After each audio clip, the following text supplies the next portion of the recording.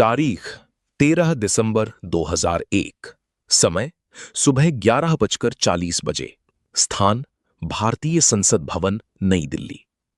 दिल्ली की उस ठंडी और धुंधली सुबह में भारत के लोकतंत्र का मंदिर अपनी पूरी गरिमा के साथ खड़ा था। लेकिन किसी को इस बात का इल्म नहीं था कि सरहद पार रची गई एक खौफनाक साजिश की परछाइयां गलियारों तक पहुंच चुकी हैं।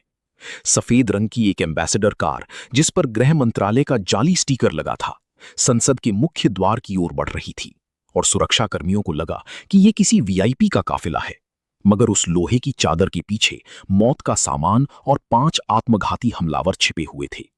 जैसे ही वो गाड़ी सुरक्षा घेरे को तोड़ते हुए अंदर घुसी, सन्नाटे को चीरती हुई गोलियों की गूंज ने पूरे देश की होश उड़ा दिए और देखते ही देखते लोकतंत्र की वो इमारत एक रणक्षेत्र में तब्दील हो गई, जहां मौत हर कोने में मंडरा रही थी। संसद के भीतर उस समय तत्कालीन गृहमंत्री लालकृष्ण आडवाणी और प्रमोद महाजन जैसे कद्दावर नेता मौजूद थे, जो इस बात से पूरी तरह अनजान थे कि बाहर सुरक्षा बल के जवान अपनी जान की बाजी लगा रहे थे। जेपी यादव और मतबर सिंह जैसे निडर सुरक्षा कर्मियों ने जब उस संदिग्ध गाड़ी को रोकने की कोशिश की, तो हमलावरों ने अंधाधुंध फायरिंग शुरू कर दी, जिसमें हमारे वीर जवान लहूलुहान होकर गिर पड़े। लेकिन उन्होंने अंतिम सांस तक हार नहीं मानी। लश्कर ए तैयबा और जैश ए मोहम्मद के उन दरिंदों का मकसद केवल हमला करना नहीं था, बल्कि वे देश के शीर्ष नेतृत्व को खत्म कर भारत की नींव हिलाना चाहते थे। और इस पूरी साजिश के पीछे सीमा पार बैठे आकाओं और दिल्ली में छिपे अफजल गुरु जैसे मोहरों का एक जाल बुना गया था। जैसे जैसे समय बीत रहा था, संसद भवन के गुंबद गोलियों की आवाज से गूंज रहे थे और हर तरफ बारूद की गंध फैल चुकी थी। सुरक्षा बलों ने जवाबी कार्रवाई करते हुए मोर्चा संभाला और हमलावरों को चारों तरफ से घेरना शुरू कर दिया। प्रधानमंत्री अटल बिहारी वाजपेयी के नेतृत्व में देश उस वक्त एक ऐसे मोड़ पर खड़ा था जहां से युद्ध की आहट साफ सुनी जा सकती थी, क्योंकि ये हमला केवल एक इमारत पर नहीं, बल्कि भारत की संप्रभुता पर किया गया एक सीधा प्रहार था। सुरक्षा एजेंसियों और खुफिया विभाग के प्रमुखों, जिनमें अजीत डोभाल जैसे नाम शामिल थे, के लिए ये एक बहुत बड़ी चुनौती थी कि वे इस हमले के पीछे के असली चेहरों को बेनकाब करें और उन कड़ियों को जोड़ें जो इस खूनी खेल को पाकिस्तान की गलियों से जोड़ती थीं। घंटों चली उस भीषण मुठभेड़ के बाद, जब संसद की दीवारों पर गोलियों के निशान और फर्श पर बिखरा हुआ खून गवाही दे रहा था कि लोकतंत्र पर हमला कितना भयानक था, तब खुफिया एजेंसियों ने इस साजिश की जड़ों को खोदना शुरू किया। उस सफेद एम्बेसडर कार के मलबे और मारे गए आतंकियों के पास से मिले दस्तावेजों ने साफ कर दिया था कि यह कोई साधारण हमला नहीं, बल्कि महीनों से तैयार किया गया एक आत्मघाती मिशन था। स्पेशल सेल और दिल्ली पुलिस की तफ्तीश जैसे जैसे आगे बढ़ी, शक की सुई कश्मीर से होते हुए दिल्ली विश्वविद्यालय के गलियारों तक पहुंच गई, जहां अफजल गुरु और शौकत हुसैन जैसे नाम इस खूनी खेल की मास्टरमाइंड के रूप में उभर कर सामने आए। इन लोगों ने न केवल आतंकियों को पनाह दी थी, बल्कि उन्हें संसद के नक्शे और सुरक्षा व्यवस्था की बारीक जानकारियां भी मुहैया कराई थीं, ताकि हमलावर सीधे सदन के भीतर घुसकर कत्लेआम मचा सकें। भारतीय खुफिया तंत्र ने जब अफजल गुरु के फोन कॉल्स और उसके ठिकाने से बरामद सबूतों को खंगाला, तो सीमा पार से आने वाले उन आदेशों का कच्चा चिट्ठा खुल गया जिन्होंने इस पूरी तबाही को प्रायोजित किया था। पाकिस्तान में बैठे गाजी बाबा जैसे आतंकी आकाओं ने यह सुनिश्चित किया था कि हमलावरों के पास आधुनिक हथियार और विस्फोटक पर्याप्त मात्रा में हों, ताकि वे घंटों तक भारतीय सेना और पुलिस को उलझाए रख सकें।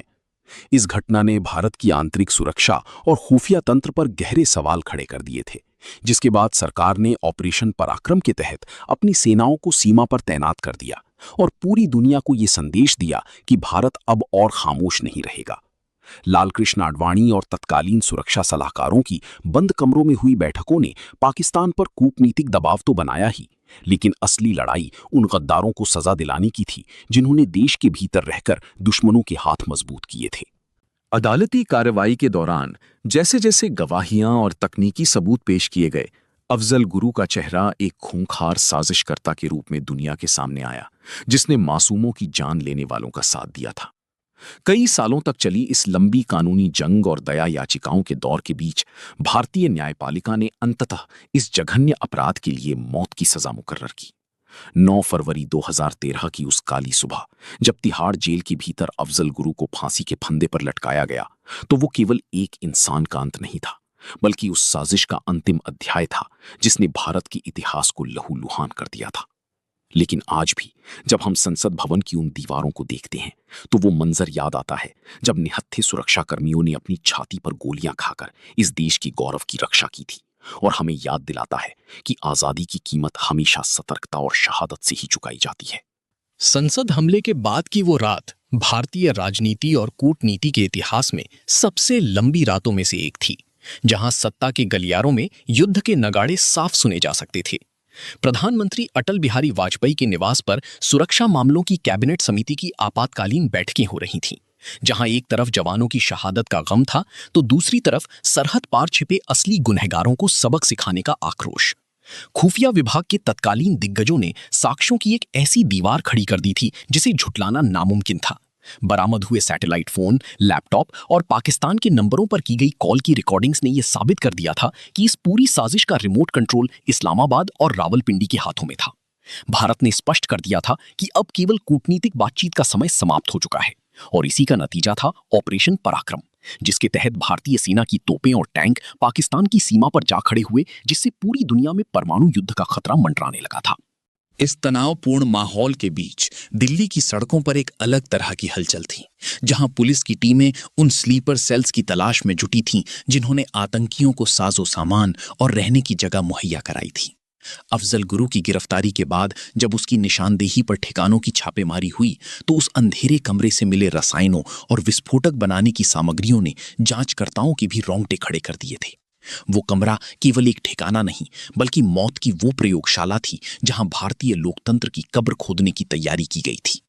इस पूरे प्रकरण में SAR गिलानी जैसे नामों की संलिप्तता और बाद में आए अदालती फैसलों ने समाज के भीतर भी एक वैचारिक युद्ध छेड़ दिया था। लेकिन संसद की रक्षा करते हुए शहीद हुए कमलेश कुमारी जैसी वीरांगनाओं का बलिदान हर तर्क से ऊपर था। सुरक्षा एजेंसियों ने यह महसूस किया कि आतंकियों का असली मकसद केवल इमारत को ढाना नहीं था, बल्कि भारत की आर्थिक और राजनीतिक स्थिरता को पूरी तरह से तहस नहस करना था, ताकि देश दशकों पीछे चला जाए। सालों बाद जब इस घटना का विश्लेषण किया जाता है तो ये स्पष्ट होता है कि 13 दिसंबर के उस हमले ने भारत की सुरक्षा नीति को हमेशा के लिए बदल कर रख दिया। संसद की सुरक्षा को अभेद्य किले में तब्दील कर दिया गया और कमांडो यूनिट्स को अत्याधुनिक हथियारों से लैस किया गया, ताकि भविष्य में ऐसी किसी भी जुर्रत का मुंहतोड़ जवाब दिया जा सके। लेकिन उन परिवारों के लिए ये जख्म आज भी ताजा है जिन्होंने अपने अपनों को उस दिन खोया था। उनके लिए अफजल गुरु की फांसी केवल एक कानूनी प्रक्रिया नहीं, बल्कि उस दर्द का थोड़ा सा मरहम था जो उन्हें हर साल दिसंबर की उस सुबह महसूस होता है। नरेंद्र मोदी के कार्यकाल में जब सर्जिकल स्ट्राइक और बालाकोट जैसे कदम उठाए गए तो कई जानकारों ने इसे उसी 2001 के अधूरे हिसाब को बराबर करने की दिशा में एक बड़ा कदम माना, क्योंकि भारत ने अब यह तय कर लिया था कि वो केवल अपनी सीमा के भीतर बचाव नहीं करेगा, बल्कि आतंक की जड़ पर प्रहार करेगा। उस भयावह हमले की राख से उभरे सवालों ने भारतीय न्याय व्यवस्था के सामने एक ऐसी चुनौती पेश की थी जिसने मानवाधिकार और राष्ट्रीय सुरक्षा के बीच की बारीक रेखा को और भी धुंधला कर दिया था।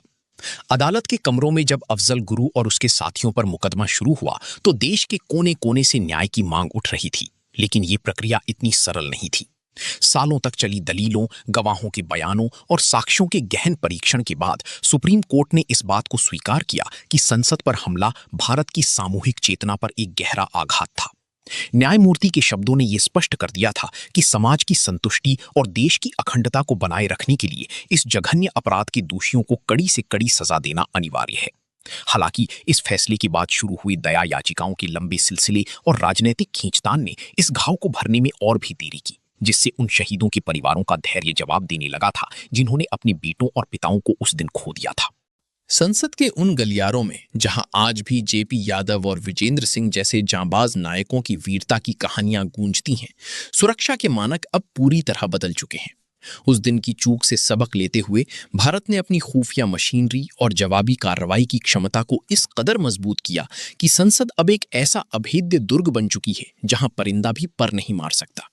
लेकिन इस पूरी घटना का सबसे काला पहलू वो विचारधारा थी जो आज भी सरहद पार के ट्रेनिंग कैंपों में फल फूल रही है और नए नए चेहरों को आत्मघाती हमलों के लिए उकसाती है। 2001 का वो हमला महज एक शुरुआत थी, जिसके बाद मुंबई का 26/11 और पुलवामा जैसी घटनाएं इसी खूनी मानसिकता की अगली कड़ियां साबित हुईं। अजीत डोभाल और वर्तमान सुरक्षा रणनीतिकारों के लिए ये एक निरंतर चलने वाली लड़ाई है, जहां दुश्मन केवल बंदूकों से नहीं बल्कि डिजिटल दुनिया और स्लीपर सेल्स के जरिए भी हमला करने की फिराक में रहता है। आज जब हम उस घटना को मुड़कर देखते हैं तो ये केवल एक आतंकी हमले की कहानी नहीं रह जाती, बल्कि ये भारतीय लोकतंत्र की उस जिजीविषा का प्रतीक बन जाती है जिसने हर चोट के बाद खुद को और अधिक मजबूत किया है। अफजल गुरु की फांसी के साथ एक अध्याय तो बंद हो गया, लेकिन आतंकवाद के खिलाफ भारत का संकल्प एक अंतहीन युद्ध में तब्दील हो चुका है। 13 दिसंबर की वो दोपहर हमें हर साल ये याद दिलाने आती है कि शांति की कीमत केवल बाहरी सुरक्षा नहीं बल्कि आंतरिक सतर्कता भी है।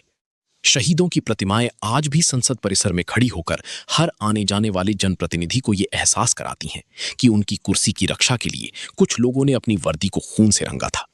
ये डॉक्यूमेंट्री उन गुमनाम नायकों और उस अटूट जज्बे को समर्पित है जिसने भारत के मस्तक को झुकने नहीं दिया और उन ताकतों को ये पैगाम दिया कि हिंदुस्तान पर उठने वाली हर बुरी आंख को उसी की आग में भस्म करने की शक्ति ये राष्ट्र रखता है।